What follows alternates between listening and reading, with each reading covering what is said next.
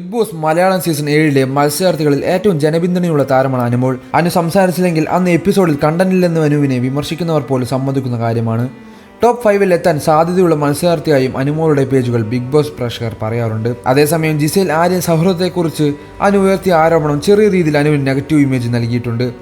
ഇപ്പോഴത്തെ അനുവിൻ്റെ സഹപ്രവർത്തികയും സുഹൃത്തുമായ ലക്ഷ്മി നക്ഷത്ര അനുവിനെ ഗെയിമിനെക്കുറിച്ചും ഈ സീസണിലെക്കുറിച്ചും പറഞ്ഞ കാര്യങ്ങളാണ് ശ്രദ്ധ നേടുന്നത്.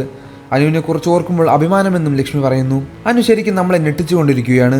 ബിഗ് ബോസിൽ പോകുന്നതൊക്കെ കൊള്ളാം, അടിപൊളിയായിട്ട് ഗെയിം കളിക്കണമെന്ന് ഞാൻ അനുവിനോട് പറയാറുണ്ടായിരുന്നു. ഒരു കുഞ്ഞുകുട്ടി ഫീലാണ് അനു ഞങ്ങൾക്ക് എപ്പോഴും. പക്ഷേ ബിഗ് ബോസിൽ അനു ബ്രില്യൻ്റാണ്. അവളെപ്പറ്റി പറയുമ്പോൾ ഞാൻ ഭയങ്കര പ്രൗഡാണ്. അത്ര അടിപൊളിയായി അവൾ ഗെയിം കളിക്കുന്നുണ്ട്. ആരെയും കൂട്ടുപിടിക്കാത്ത ഗ്യാങ് ആവാതെ ഒറ്റയ്ക്ക് നിന്ന് കപ്പിലേക്ക് വഴിവെട്ടിക്കൊണ്ടിരിക്കുകയാണ് അനു. ഇമോഷണലാണ്. നിങ്ങൾ എന്നെ ചീത്ത പറഞ്ഞാൽ ഞാൻ ഇവിടെ നിന്ന് കരയുമല്ലോ. അതൊക്കെ മനുഷ്യൻ്റെ ഇമോഷണലല്ലേ. നമുക്ക് ദേഷ്യം വന്നാൽ നമുക്കത് പ്രകടിപ്പിക്കണ്ടേ, അത്രയേ ഉള്ളൂ. നല്ലൊരു വ്യക്തിയാണെങ്കിൽ സങ്കടം വന്നാൽ നമ്മൾ കരയും, സന്തോഷം വന്നാൽ നമ്മൾ ചിരിക്കും. ഇമോഷൻസ് പ്രകടിപ്പിച്ചില്ലെങ്കിൽ അസുഖം വരില്ലേ? ഇനിയും ഒരുപാട് ദിവസങ്ങളുണ്ടല്ലോ. വരും ദിവസങ്ങളിൽ അനുവിനെ കൂടുതൽ സ്ട്രാറ്റജിയും ഗെയിമും നമുക്ക് കാണാം. അനീഷ്, അനു, അക്ബർ, ജിസേൽ, ജിഷിൻ എന്നിവർ ടോപ്പ് 5 എത്തും. ലക്ഷ്മി പറഞ്ഞു. LGBTQ കമ്മ്യൂണിറ്റിയെ ഞാൻ ഒരിക്കലും തള്ളി പറയില്ല. കമ്മ്യൂണിറ്റിയിലുള്ള ആളുകളുമായി സൗഹൃദമുള്ള ആളാണ് ഞാൻ. ഇതൊന്നും ആരുടെയും തെറ്റല്ല. ദൈവം നമ്മളെ സൃഷ്ടിക്കുന്നത് പോലെയാണ് കാര്യങ്ങൾ. എല്ലാവരും മനുഷ്യരാണ്. കമ്മ്യൂണിറ്റിയെ കുറ്റപ്പെടുത്തുന്നവരുടെ ജനറേഷൻ ഭാവിയിൽ എങ്ങനെയാണ് വരികയെന്ന് നമുക്ക് പറയാൻ കഴിയില്ലല്ലോ. എല്ലാം ദൈവം തീരുമാനിക്കുന്നത് പോലെയല്ലേ. ആരും ആരെയും തള്ളി പറയരുത്. വൈൽഡ് കാർഡിൽ ജിഷിൻ ചേട്ടൻ്റെ ഗെയിമാണ് എനിക്ക് ബെറ്ററായി തോന്നിയത്. അനീഷിനെ ഓർത്തും അഭിമാനമാണ്. ഞങ്ങൾ ഒരുമിച്ച് ആക്ഷൻ ചെയ്തിട്ടുണ്ട്. എൻ്റെ അയൽക്കാരനാണ്. കോമണറായിട്ടും ക്യാമറ ഭാഗ്യമില്ലാതെ മറ്റുള്ളവരിൽ നിന്നും വ്യത്യസ്തമായ രീതിയിലാണ് അനീഷിൻ്റെ ഗെയിം.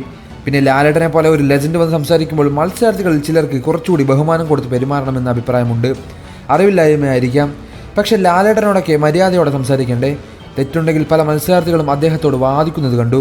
ഇത്തവണ കൂടുതൽ ന്യൂ ജനറേഷനാണെന്ന് തോന്നി. അനുവിലൂടെയാണ് ഗെയിം മുന്നോട്ട് പോകുന്നതെന്ന് തോന്നിയിട്ടുണ്ട്. നെവിനെയും എനിക്ക് ഇഷ്ടമാണ്. അവൻ്റെ കുസൃതികളും ഇഷ്ടമാണ്. ജെൻഡർ റിവീൽ ചെയ്യണമെന്ന് പറയുന്നതിനോട് യോജിപ്പില്ല. ബിഗ് ബോസിൽ ചെന്നപ്പോൾ അനു ബിഗ് ബോസ് മെറ്റീരിയലായി. പിന്നെ രേണുവിനെ കുറിച്ച് പറയുകയാണെങ്കിൽ പെട്ടെന്നൊരു സുപ്രഭാതത്തിൽ എക്സ്പോഷർ കിട്ടിയ ആളാണ്. രേണു അത് ഇഷ്ടമുള്ള രീതിയിൽ യൂട്ടിലൈസ് ചെയ്തു. പക്ഷേ രേണുവിൻ്റെ പ്ലാറ്റ്ഫോം രേണുവിൻ്റെ